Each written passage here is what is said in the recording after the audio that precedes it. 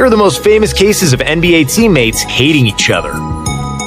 Charles Barkley and Scottie Pippen. Charles Barkley gave up a fat chunk of his salary for the Rockets to be able to sign Scottie Pippen in 1999 in an attempt to finally win an elusive NBA title. All he got in return was Pippen calling him fat. The Rockets had great expectations with Pippen, but his chemistry with Barkley on and off the floor was not up to par. Scottie wanted to be the top dog on their team because he won 6 championships, and Sir Charles wasn't too happy about that, so they often clashed. As a result, the Rockets got bounced out of the playoffs in the first round, and Barkley called out Scottie for an underwhelming performance because Scottie took the most shots, but shot just 33% for the whole series. Pippen called Barkley fat and fake tough, among other things, and their relationship was heading towards an ugly divorce as Scottie requested a trade and moved to Portland. David Robinson and Dennis Rodman. After he became a 2-time champion and a 2-time Defensive Player of the Year with the Pistons, Dennis Rodman fell into a depression and tried to commit suicide. Due to his fragile mental health, he and the team believed he needed a change of scenery,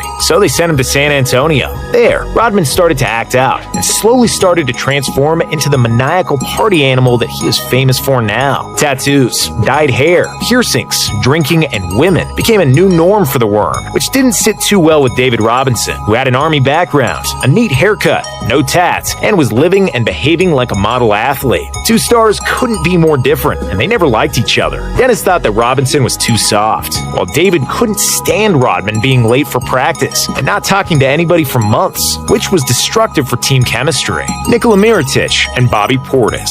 There are on-court altercations between teammates, like the one Katie and Draymond had. There are media feuds like Shaq and Kobe, or when LeBron James not so cryptically told Kevin Love to start fitting in. And then, there are literal fights between teammates. MJ punched Steve Kerr in the face, Vince Carter body slammed Sam Mitchell to the floor, and Shaq choked out Gordon Giricek to sleep right before a game. In 2017, when they were teammates in Chicago, Nikola Mirotic and Bobby Portis got into a fight. Mirotic pushed Portis away twice before Bobby connected a mean right hook. Mirotic fell to the floor and ended up with a facial fracture. After that, their relationship was incorrigible, even though Portis apologized. However, Mirotic wasn't having it and didn't want to speak to Portis anymore, and demanded a team to trade either him or Bobby because he didn't want to be around it. Shaq and Kobe.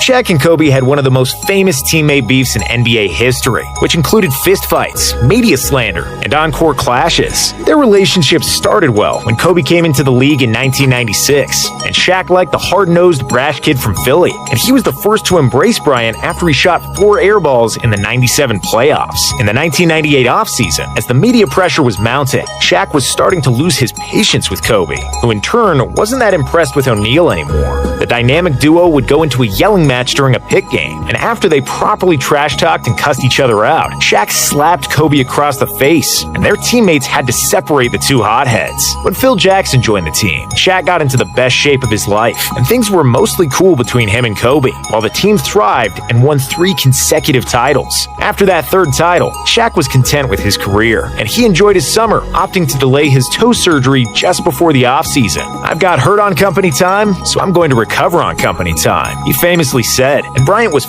furious that he was so unprofessional and that he gained weight.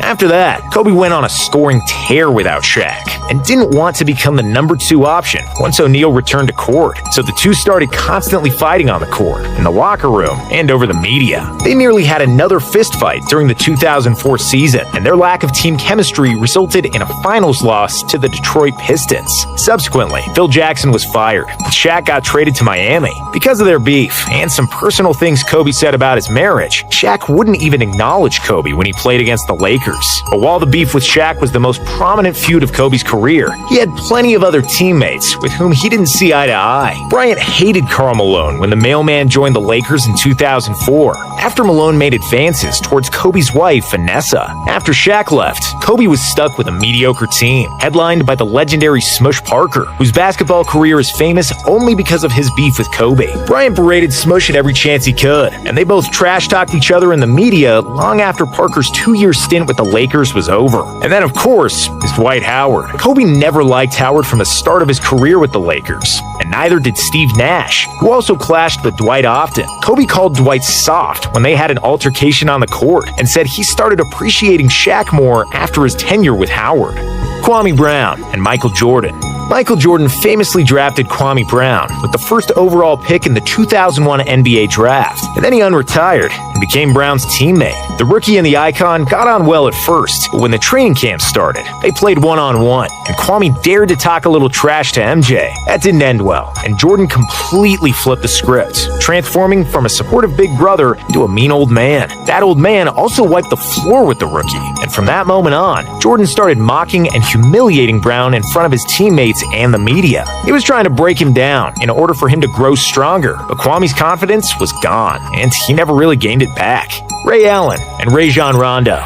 Rajon Rondo and Ray Allen's relationship started fantastically. Ray was a mentor to young Rondo, and the team won the championship in their first year together. The two would stay teammates until 2012, when Ray took his talents to South Beach, after which KG, Pierce, and Rondo all hated him. But for Rondo, the hate started while Ray was still rocking Celtics green, and it was a pure basketball dispute. As Rondo's game evolved, and he became an all-star, he was much more ball dominant, and Ray was reduced to a catch-and-shoot role. He also didn't like Rondo's newfound arrogance, and the two had a rocky relationship until Allen left the team. Jimmy Butler and Andrew Wiggins. By his own admission, Jimmy Butler is not easy to deal with. Just like Kobe or MJ, Butler believes in hard work and giving 110% in practice, and he's disgusted with players who don't share the same beliefs. After he led the young Timberwolves to their first playoff berth in 14 years in 2018, Jimmy Butler grew unhappy with Karl Anthony Towns, and especially Andrew Wiggins. Their professionalism and playing style rubbed Butler the wrong way, and he wasn't quiet about it. Butler called Towns and Wiggins soft, and constantly trash-talked them in practice until his trade request was finally granted.